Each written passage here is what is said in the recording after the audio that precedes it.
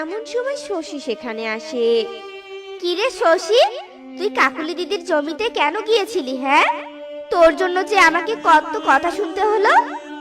আমাকে ক্ষমা করো মালকিন, আমি কি করব বলো? আজ দুদিন থেকে না খেয়ে আছি আমি, আশেপাশে ঘাসও নেই, আমি কি করব? শশীর এমন কথা শুনে টুনিও কান্না করে দেয়।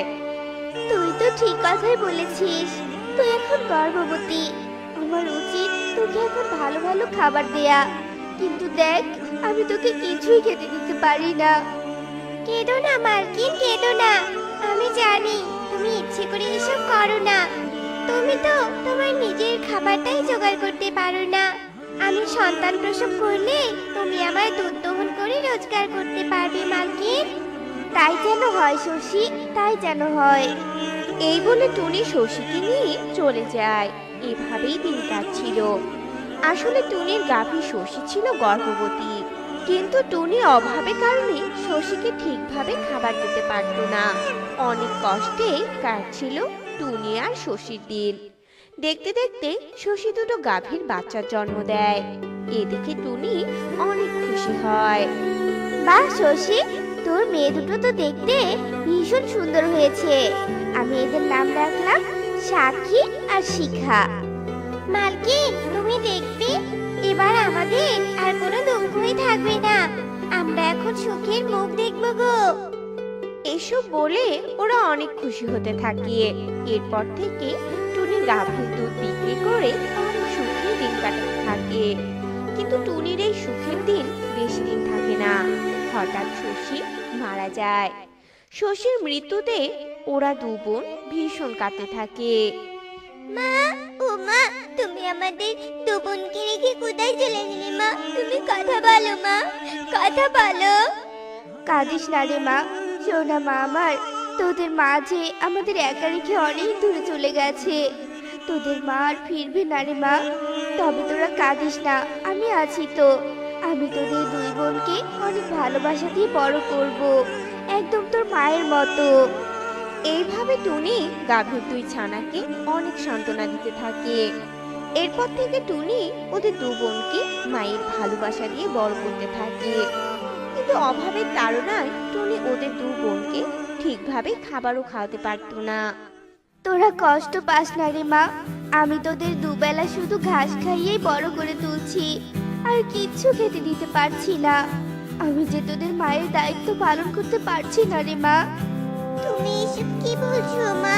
তুমি এসব আর বলো না। তুমি হয়তো আমাদের দামি দামি খাবার খাওয়াতে পারো না, কিন্তু কখনো আমাদের মায়ের অভাব বুঝতে দাওনি মা, তাই আমাদের কোনো কষ্ট নেই। এসব বলে ওরা দু বোন টুনিকে জড়িয়ে ধরে। টুনি সারা দিন পাখিদের বাড়িতে কাজ করে যে টাকা পেত তা দিয়ে ওদের দুই বোনের জন্য খড় ভুসি কিনে আনতো। মা, ও মা, তুমি তো আমাদের জন্য খাবার নিয়ে এলে, কিন্তু তুমি কি খাবে মা? তোমার খিদে পায়নি?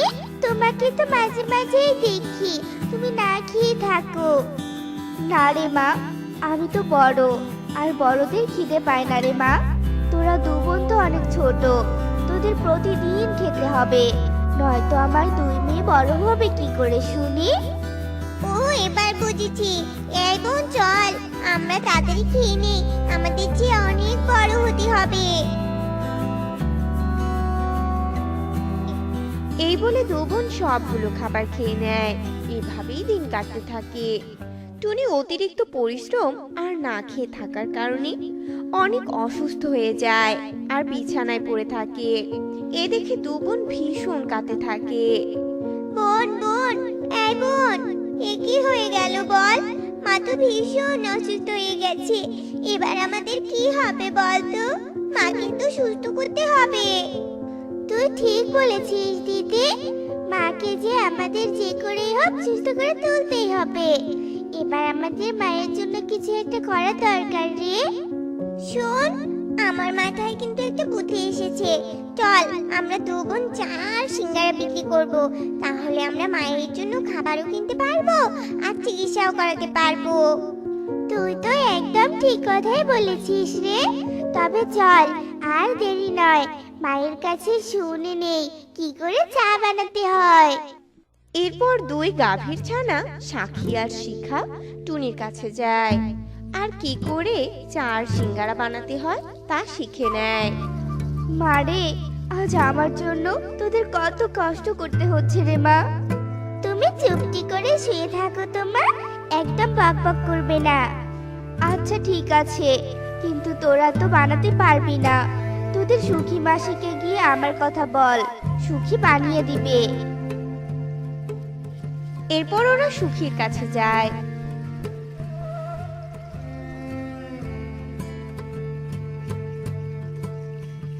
আর সুখী ওদের চার সিঙ্গারা বানিয়ে দেয়।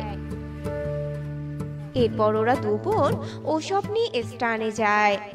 চা খেয়ে যাও, চা গরম গরম চা, একদম মাথা ব্যথা ভালো হয়ে যাবে।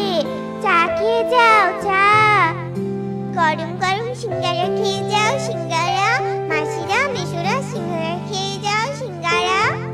শিখা আর সাক্ষীর এমন চিৎকার শুনেও ওদের কাছে কেউ সিঙ্গারা আর চা খেতে আসে না।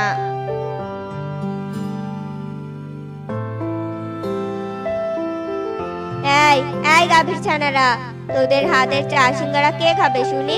যা তো এখান থেকে। আমরা তোদের হাতে চা সিঙ্গারা খেতে চাই না, আমরা রেস্টুরেন্টে গিয়ে খাবো। হ্যাঁ কাকু, কিন্তু একবার তো খেয়ে দেখো, অনেক মজা হয়েছে কাকু, খাও না খাও। শিখার এমন জোড়াজোড়িতে যোগু কাকা এক কাপ চা আর একটা সিঙ্গারা খায় আর খেয়ে অনেক খুশি হয়। বাহ, চাটা তো অনেক মজা হয়েছে রে, আর সিঙ্গারাটা বেশ সুস্বাদু হয়েছে। আমাকে আরেক কাপ চা দে তো, আর আমি সবাইকে খেতে বলবো। এরপর যোগু কাক আরো চা খায়।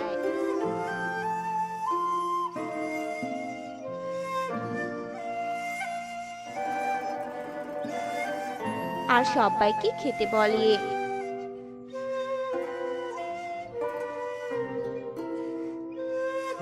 এরপর সবাই অনেক খুশি হয় আর শিখা সাক্ষীর চা এবং সিঙ্গারা প্রশংসা করতে থাকে। এভাবে ওদের সব সিঙ্গারা চা বিক্রি হয়ে যায়।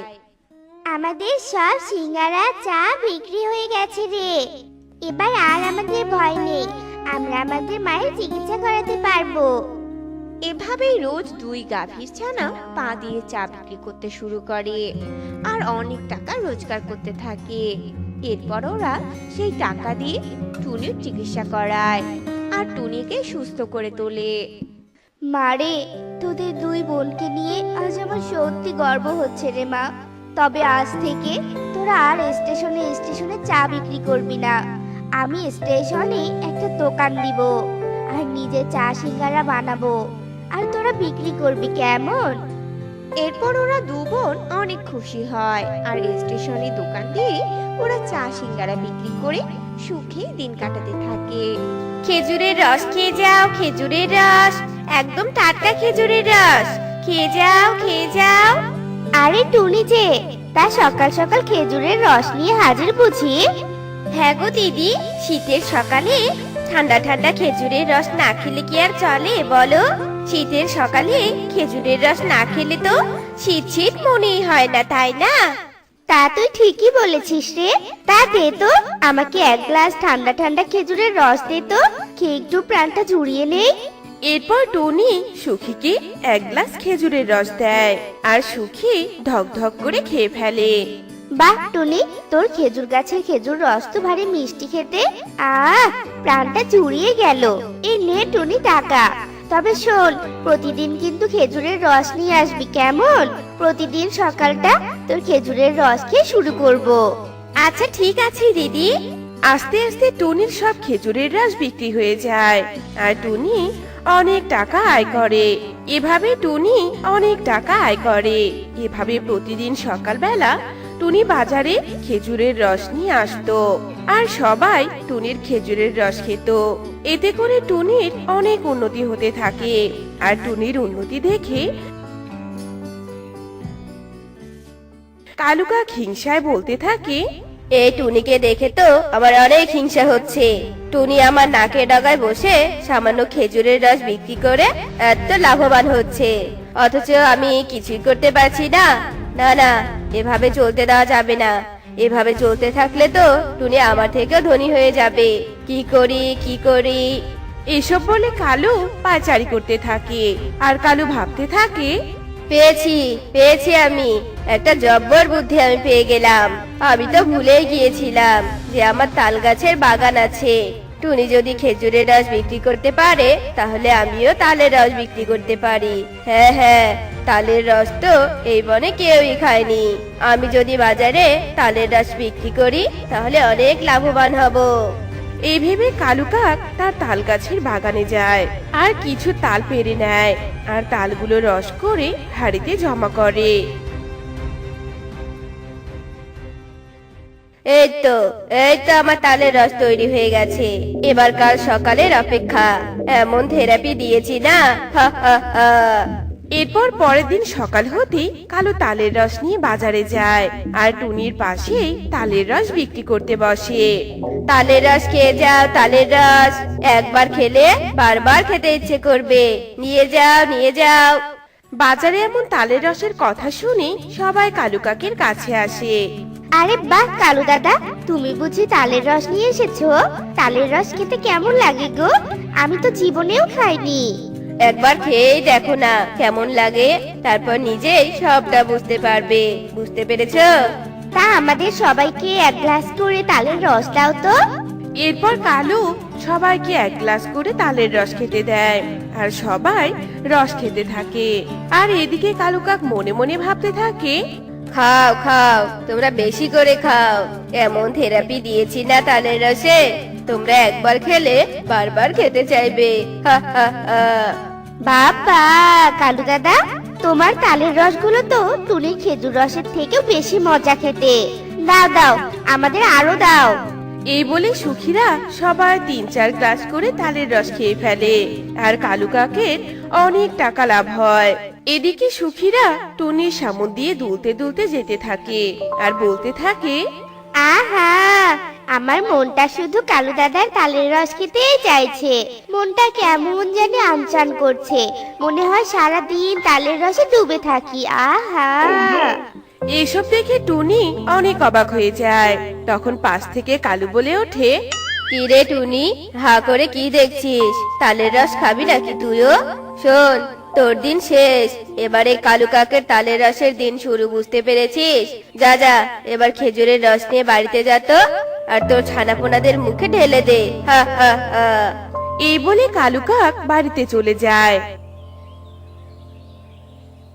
আর আলমারি থেকে একটা নেশার বোতল বের করে আর বলতে থাকে, বাপ রে, এই নেশার বোতলের কি কদর রে বাবা।